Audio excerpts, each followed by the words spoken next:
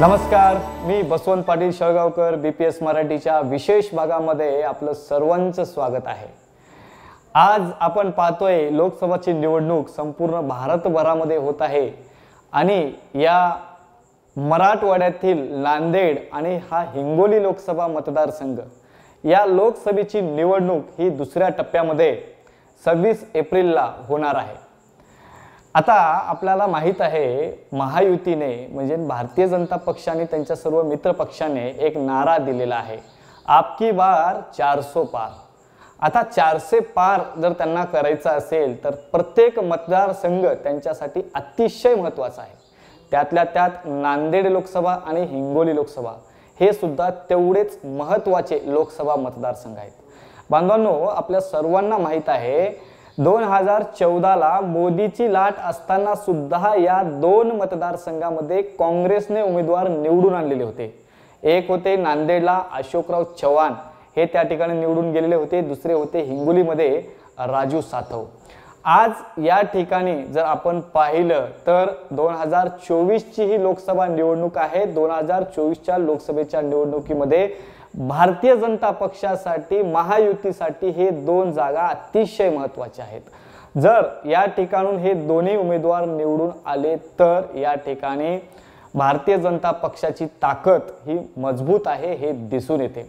तर आजची परिस्थिती या ठिकाणची काय आहे तर नांदेड लोकसभेची जर आपण चर्चा केलं तर नांदेड लोकसभेमध्ये प्रतापराव पाटील चिखलीकर हे भारतीय जनता पक्षाचे उमेदवार आहेत। तर या ठिकाणी वसंतराव बळवंतराव चव्हाण हे भारतीय राष्ट्रीय काँग्रेस पक्षाचे उमेदवार आहेत। या ठिकाणी वंचित बहुजन आघाडीने सुद्धा आपला उमेदवार या ठिकाणी दिलेला आहे, ते म्हणजे अविनाश भोशीकर आहेत। या तिघांची या ठिकाणी लढत आपल्याला पाहायला मिळत आहे। पण आज भारतीय जनता पक्षाकडे अशोकराव चव्हाण आहेत। अशोकराव चव्हाण हे भारतीय जनता पक्षाचे नेते आहेत, भारतीय जनता पक्षाचे राज्यसभेचे खासदार आहेत। त्यांच्यावर आज या नांदेड लोकसभेची हिंगोली लोकसभेची जबाबदारी आहे असं म्हणायला काही हरकत नाही। कारण आज या ठिकाणून त्यांना भारतीय जनता पक्षाचा उमेदवार या ठिकाणी निवडून द्यायचा आहे का भारतीय जनता पक्षाने या ठिकाणी ताकद लावलेली आहे। तर हा जो नांदेड लोकसभा आहे तो काँग्रेसचा बालेकिल्ला म्हणून ओळखला जातो।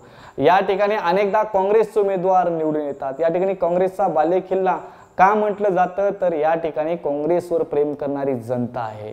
आज जरी अशोकराव चव्हाण भारतीय जनता पक्षामध्ये राहिले ते आज पाहतोय आपण ते भारतीय जनता पक्षाच्या उमेदवाराचे प्रचारार्थ उतरलेले आहेत। त्यांच्या प्रचारासाठी ते दिवस रात्र एक करत आहेत, अनेक ठिकाणी सभा घेत आहेत, त्या प्रत्येक बूथवर सभा घेत आहेत, प्रत्येक तालुक्यात प्रत्येक जिल्ह्यातल्या अनेक महत्त्वाच्या ठिकाणी ते जाऊन सभा घेत आहेत। भारतीय जनता पक्षाचा उमेदवार या ठिकाणी निवडून गेला पाहिजे अशी त्यांची तळमळ आहे। पण आपण पाहतोय की वसंतराव बळवंतराव चव्हाण हे भारतीय राष्ट्रीय काँग्रेस पक्षाचे उमेदवार आहेत। ते सुद्धा पूर्ण ताकदीनिशी या ठिकाणी प्रचाराला उतरलेले आहेत। त्यांचे सुद्धा अनेक जागी सभा होत आहेत। त्यांना सुद्धा या ठिकाणच्या मतदारसंघातील लोकांचं पूर्णतः सहकार्य लाभताना दिसत आहे। अजून सुद्धा या ठिकाणी काँग्रेसचा बालेकिल्ला कायम राहते की काय अशी शंका सुद्धा जनतेमधून वर्तवली जाते आहे। जरी अशोक चव्हाण आज भारतीय जनता पक्षामध्ये असले तरी सुद्धा या ठिकाणची जनता मात्र काँग्रेसमध्येच आहे की काय असं या ठिकाणी दिसताना त्यांच्या प्रचार सभेतून दिसून येत आहे।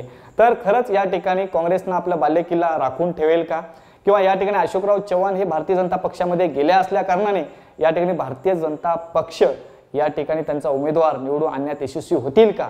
कारण आज आपण पाहतोय मागच्या निवडणुकीमध्ये काँग्रेसला दगाफटका झाला होता ते वंचित बहुजन आघाडीमुळे। वंचित बहुजन आघाडीचे जे मतदान होते, जे काँग्रेसचे मतदान मानले जायचे, ते मतदान वंचित बहुजन आघाडीला गेले होते। त्यावेळेचे वंचित बहुजन आघाडीचे उमेदवार यशपाल भिंगे हे 1,66,000 मतदान घेतल्यामुळे अशोकराव चव्हाण यांचा पराभव झाला होता।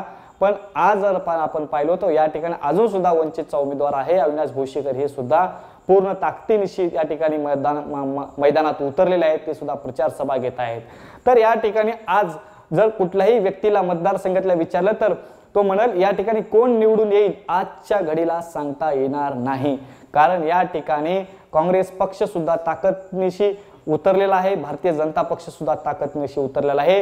येणाऱ्या 2024 ची जी निवडणूक आहे या निवडणुकीचा निकाल काय असणार आहे हे मात्र 4 जूनलाच कळेल। या ठिकाणी काँग्रेसने आपला बालेकिल्ला राखला की भारतीय जनता पक्षाचे उमेदवार अशोकराव चव्हाण आल्यामुळे निवडून आले हे सुद्धा या ठिकाणी त्या दिवशीच आपल्याला स्पष्ट दिसणार आहे। राहिल्या गोष्ट हिंगोली लोकसभेची, हिंगोली लोकसभेमध्ये आपण पाहिलं अनेक घडामोडी घडल्या, अनेक घडामोडीतून त्या ठिकाणी आपण पाहिलं की पहिल्यांदा महाविकास आघाडीकडून त्या ठिकाणी उमेदवार फायनल झाले, ते म्हणजे आष्टीकर, नागेश पाटील आष्टीकर यांना त्या ठिकाणी उमेदवारी मिळाली आणि महायुतीकडून या ठिकाणी एकनाथ शिंदे गटाचे हेमंत पाटील यांना उमेदवारी मिळालेली होती, पण अनेक भारतीय जनता पक्षांच्या नेत्यांचं त्या ठिकाणी कार्यकर्त्यांचा त्यांना विरोध झाला।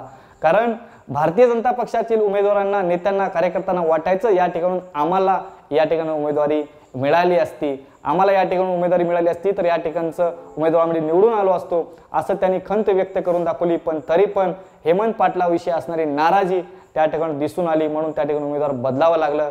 त्या ठिकाणी बाबूराव कदम कोहळीकर यांना ठिकाणी उमेदवारी मिळाली। पण आज त्या ठिकाणची प्रचार सभा जर पाहिलं, त्या ठिकाणी सुद्धा वंचितनं उमेदवार दिलेला आहे। बीडी चव्हाण हे त्या ठिकाणचे उमेदवार आहेत। भारतीय राष्ट्रीय काँग्रेस पक्ष त्या ठिकाणी उमेदवारी दिलेली नाही, कारण त्या ठिकाणी त्यांच्या युतीचे, त्यांच्या महाविकास आघाडीमधले उद्धव ठाकरे गटाचे नागेश पाटील आष्टीकर हे मैदानात आहेत। नागेश पाटील आष्टीकर हे पूर्ण ताकदीनिशी त्या ठिकाणी निवडणूक लढवत आहेत। नागेश पाटील आष्टीकर लोकसभेची पहिल्यांदा निवडणूक लढवत आहेत। त्यांना वाटते की या ठिकाणची जनता आज सुद्धा महाविकास आघाडीलाच प्रेम करणारी जनता आहे, कारण आपण पाहतोय की एकनाथ शिंदे गट आणि भारतीय जनता पक्ष यांच्यामध्ये जो मतभेद मागच्या काही दिवसामध्ये आपण पाहायला मिळालं, त्यांच्यामधला जो काही बंडखोरीचे काही उमेदवारांनी बंडखोरी करून अपक्ष फॉर्म सुद्धा दाखल केलं होतं, पण त्यांची मनधरणी करून त्यांना सुद्धा त्या ठिकाणून उमेदवारी अर्ज मागे घ्यायला पक्षश्रेष्ठीने लावलेलं होतं। पण अजून सुद्धा चर्चा आहे, भारतीय जनता पक्षातले जे कार्यकर्ते आहेत ते सुद्धा अजून सुद्धा एकनाथ शिंदे गटाचे जे उमेदवार आहेत त्यांच्यावर नाराज आहेत। ते खरंच या ठिकाणी ताकदीनिशी काम करतील का हे सुद्धा तेवढंच विचार करण्याला लावायला गोष्ट आहे।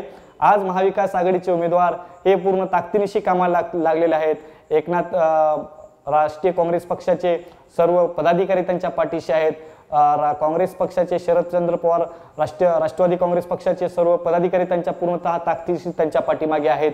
त्याचबरोबर उद्धव ठाकरे गटाचे हे तिघांनी मिळून एक मताने त्यांनी उमेदवार दिला आणि एक मताने त्यांच्या प्रचाराला त्यांनी लागलेले आहेत।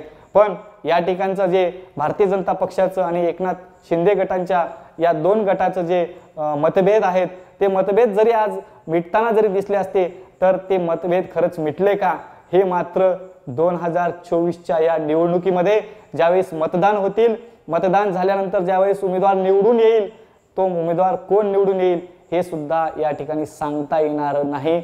या दोन मतदारसंघामध्ये यावेळेस आपकी बार 400 पार जे भारतीय जनता पक्षाने नारा दिलेला आहे, त्या नाराच्या माध्यमातून या 400च्या लिस्टमध्ये हे दोन खासदार असतील का, हे दोन खासदार या ठिकाणी जातील का, याची चर्चा सुद्धा मतदारसंघामध्ये आहे, लोकांमध्ये आहे।